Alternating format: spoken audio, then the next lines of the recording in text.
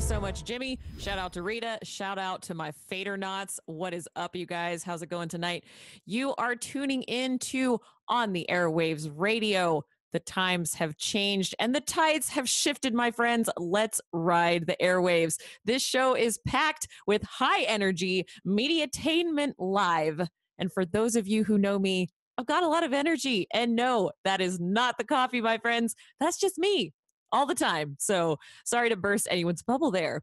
We are diving deep into the realms of the world. We are exploring the farthest reaches of the unknown. We are leaving no ocean unexplored.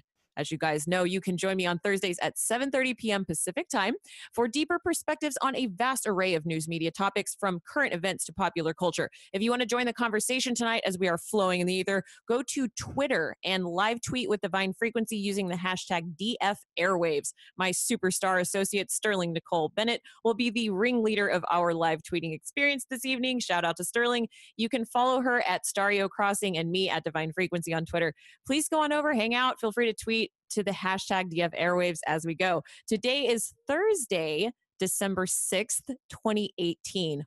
All right, let's dive right in. Hashtag Mermaid Life. First, I just have to make a note about what we have going on over here on the tweet deck on Twitter. My friend Murph, hashtag F2B, threw a picture up here of Jimmy and I in space with spaceships and what looks to be blue laser beams coming out of them. Shout out to you, Murph. Very excellent graphic design work over there, buddy. That's excellent. I had to retweet that one. So I wanted to tell you guys about a dream that I had last night because, as we know in Divine Frequency, we like to talk about dreams. We do a lot of dream analysis.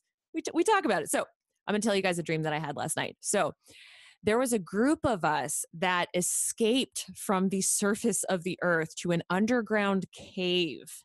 And the reason why we did this was because there were surface level earth changes that made it inhabitable. We couldn't live on the planet, on the surface level of the planet. So we went into this underground cave and we were setting up camp inside of this cavern, and it was getting dark. And I turned and I looked into the far recesses of the cavern, and I noticed that these dark fingers of this sinister blackness was creeping over the stones, and it was coming towards our group.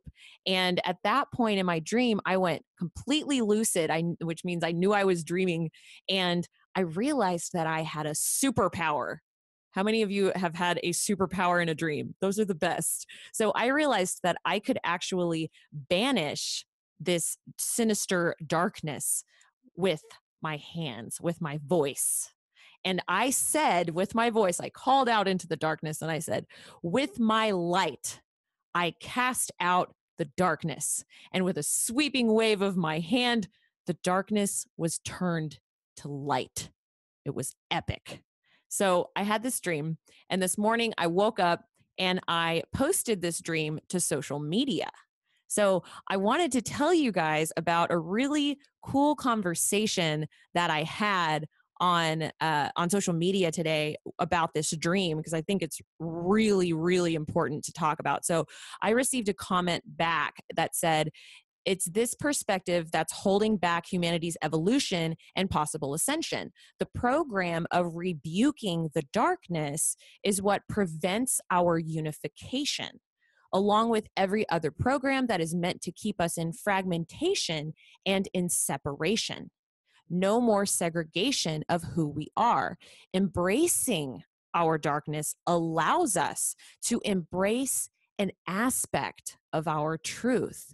We're both the dark and the light. All is God. And I loved this response. So I wrote back and I said, thank you for your response. First of all, I actually agree that the darkness and light, they're both natural parts of this experience. Because as you guys know, if you follow Divine Frequency, we talk a lot about polarity, and we talk about how polarity is inherent in this experience. So we must experience the light and the darkness because we can't know one without the other. So I had a couple of statements to make, and I made sure to express that I think that a subconscious idea playing itself out in a dream state I don't think that holds back humanity's evolution.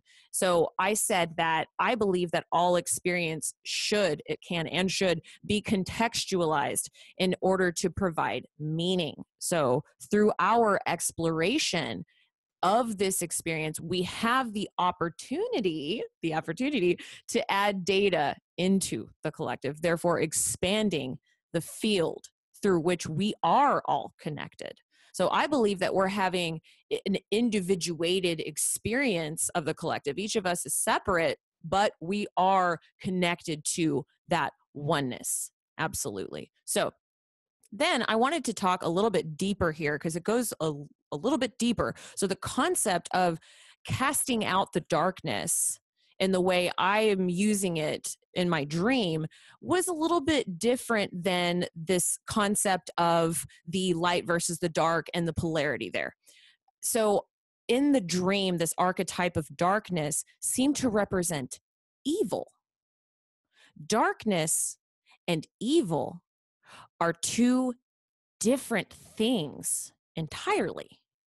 So, and this is my perspective, throwing it out there. Darkness, the way I would describe it, darkness is the abyss. It's the womb. It's the divine feminine. It's the anthropomorphic state through which the birthing process occurs. This darkness is the opposite and binding force to light. And in my opinion, through the darkness, the light is created and then birthed. So you have the divine masculine, that which is birthed out of the mother, right? So the darkness rebuked in the dream was not the birthing force. It was the destructive, violating force. That was my opinion. What are y'all's thoughts? And so I parroted this question back to the person I was talking with on social media. I said, what are your thoughts? And the person responded back and said, yeah, that makes perfect sense. We were in agreement. And it was a really cool conversation. I love getting a chance to communicate with you guys on social media and get to have these deep philosophical conversations where at first it can kind of seem like we're having a different conversation, but then we realize that we're actually agreeing. Sometimes you can misunderstand what someone's saying, and then you can, what you call, straw man them or respond to something that they're not actually saying. And then whenever you have that moment where you can sit down and talk, then you realize that you are talking about the same thing. So we're going to go ahead and shift now. We're going to talk about, what do we want to talk about now? I think we want to talk a little bit more about this concept of evil. I think that that's something really important to bring up right now. So we talked a little bit about light versus dark, and I want to talk about good versus evil for a second. So what is good? I would say that good is using your free will to not infringe upon other people's free will. And evil is very much so inflicting pain against others and infringing upon their free will. So it's stepping across boundaries.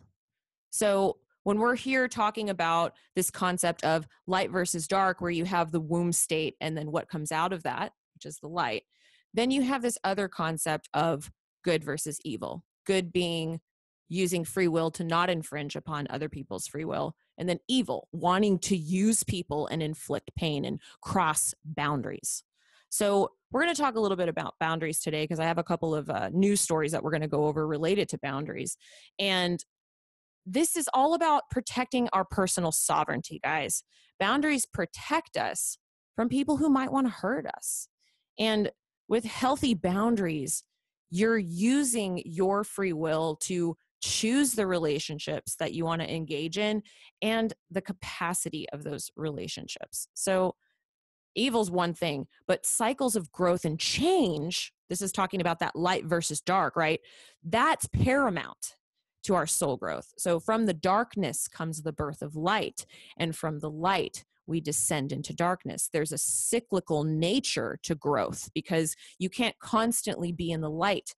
You must also be in the darkness, that womb state, right? So speaking of which, the new moon is tomorrow, December 7th. And wanted to talk a little bit about new cycles. So we've got new moon cycles every month. We've also got new seasons, and I happen to love the changing of seasons. I was raised in Virginia for a time, and I loved the fact that Virginia had perfectly equidistant seasons. I don't know where y'all are from, but I'm currently in Texas, where we basically have two seasons, hot and cold. And in Virginia, it was really fun because all the seasons were the same length. And my mom had these plates that she put on the wall, 4 plates, and they were all the same picture but different seasons. And on the first day of the season, she would shift the plates. And so we got to celebrate and experience the changing of seasons, which was one of my favorite parts of my childhood. And when I think about the moon cycles, this demonstrates another type of shift that we get to go through monthly. And I feel like it demonstrates on the outside, when we see the seasons shift and we see the moon cycles, this is a macrocosmic level of change that shows us change. And then we can demonstrate, we can look within to see the inherent shifts that are demonstrated inside of us, in our inner shifts that occur in cycles on the microcosm. So when it's the new moon, I like to ask myself, I take these moments to ask myself, how do I make myself new, right? For me, I tend to clean at the new moon. I clean my physical space because clearing your physical space opens up your mental space.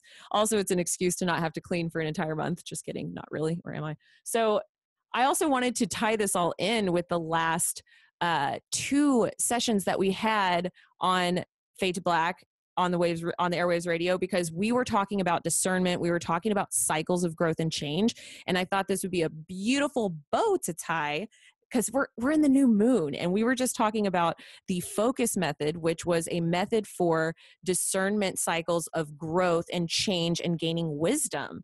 And if you guys remember from the last 2 weeks, we talked about the focus method, which was find, organize, create, understand, synthesize. So I thought it would be really cool for a second to break this into the moon cycle, because it fits. You have the waxing moon. This is the growing moon. It's increasing in size.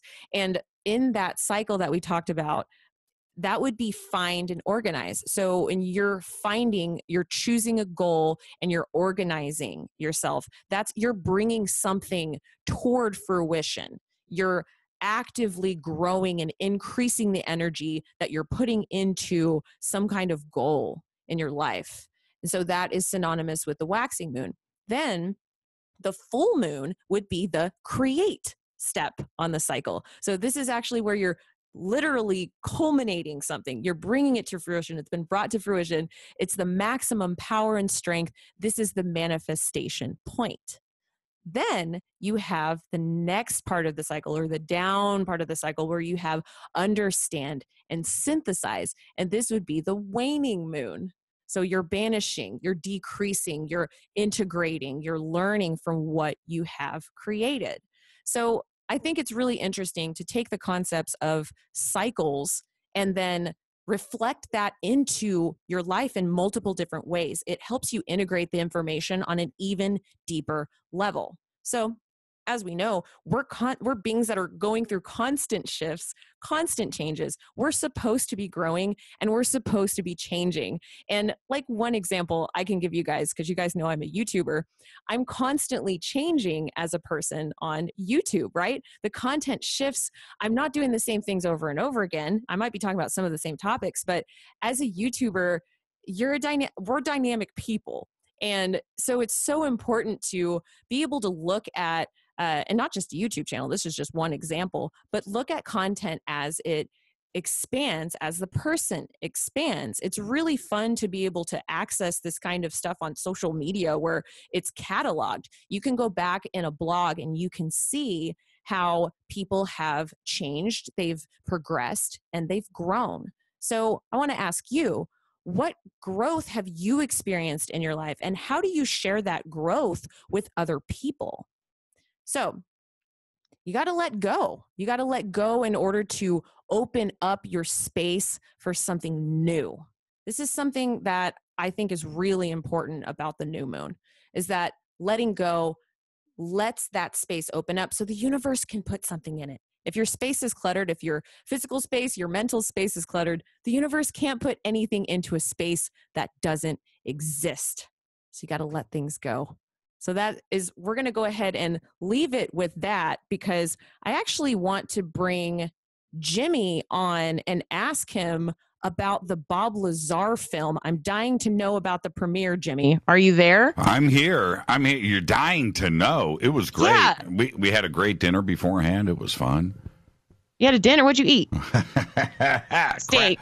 I had, actually, you know what I had? I know we want to talk about. Don't tell me a salad. No, I had this was Italian food, pulled pork pasta in marinara sauce. It was insane. But I warmed up with crab cakes. That's my kind of Italian food right there. A couple shots of vodka and some espresso, and headed off to the premiere. So there you go. Do you drink vodka in your espresso or one after the other? Yeah, I know, right? Hey, that would actually that should be bottled. Espresso flavored vodka. I think I could do it. Yeah, I could totally swing with that. I could do that. So, have you seen the movie yet? I haven't. I can't. I'm going to watch it this weekend. Oh, okay. Well, then I'm just going to throw it back at you. Then you ask me the questions. Okay, so tell me about the venue. The venue was incredible. The Ace Hotel downtown, huge, old, lots of history. Movie premieres have been done there with Hollywood for probably 60, 70 years.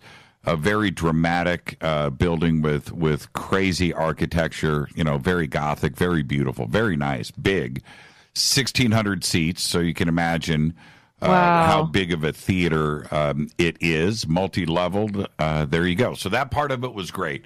My overall opinion of it is that, and I posted a review, but it's not a documentary. Okay, it depends on what your definition is, right? But if you're thinking documentary, which means documents, that's what documentary means, right? If you're thinking documentary, that we've all seen thousands of them in our lifetimes and stuff, it's not that, okay? It's not. It's a tribute to Bob Lazar. And there's a big difference. And so, as a tribute, pretty solid. If you are a Bob Lazar fan and you've been waiting for something like this to come along with new footage of Bob and him around the house and hanging out with his wife and what he does at work and his opinions today and fresh, video of Bob, you get all of that. So, and it's great. It's a tribute. And so there you have it. Is there any groundbreaking, evidence or anything like that? No, there's not. Gotcha. That's what I was going to ask about. So you would say it's not really much for people that have been following the story for a really long time, that are looking for something like groundbreaking and new, but more so for people that have been following the story, or maybe they haven't, but they want to have additional content to add into that data. Sort of. I would actually back off on that and say this. If you were waiting for Jeremy and Bob to present a huge volume of stuff, vindicating and proving, Bob's case, then no, this is not that. It's not. If that's what you were waiting for. But if you are interested in history, and you've been following the Bob Lazar case, and it's great to see Bob again after all of these years. It's cool. It's really cool. It's well shot. I had technical issues with the audio and Mickey Rourke and the narration, but I'm not the only one. Everybody said the same thing. And I'm sure that Jeremy or anybody else that was involved in the production of the film, they're going to go, well, yeah, Mickey was mumbling, but we left him in. Nobody's going to tell Mickey Rourke that he was cut from the film. So that's, so you're going to leave Mickey in. And I'm not deaf, and everybody heard the same thing that I heard. It's not some negative criticism about the film. It's just a technical comment about the film. The music was a little bit out of place at times, but none of it takes away from the content of the film or the intention of the film. The intention is to be a tribute to Bob. Very cool. And that's it. So I gave it a rating. I gave it a B as a tribute. It's passable. It's cool. I recommend the film. I think everybody should go and check it out. As a documentary, I gave it a C- because it's not a documentary. It's a tribute. It's a lot of eye candy. It's really well shot. Corbell has a keen eye for artistic integrity, and he can shoot. He's got a way. I don't know how he pulls it off, but he's got a really cool way of because he's a hipster. So he's got that hipster way of making things look. I could have the same video camera and go out and shoot the same thing that he's shooting, and my stuff would look like crap. Well, what would your documentary be if you made a documentary? Well, of Bob Lazar? Well, no, I mean in general. If you were to make it, what would you make a documentary about, Jimmy Church? If I was going to make a documentary, I have no idea.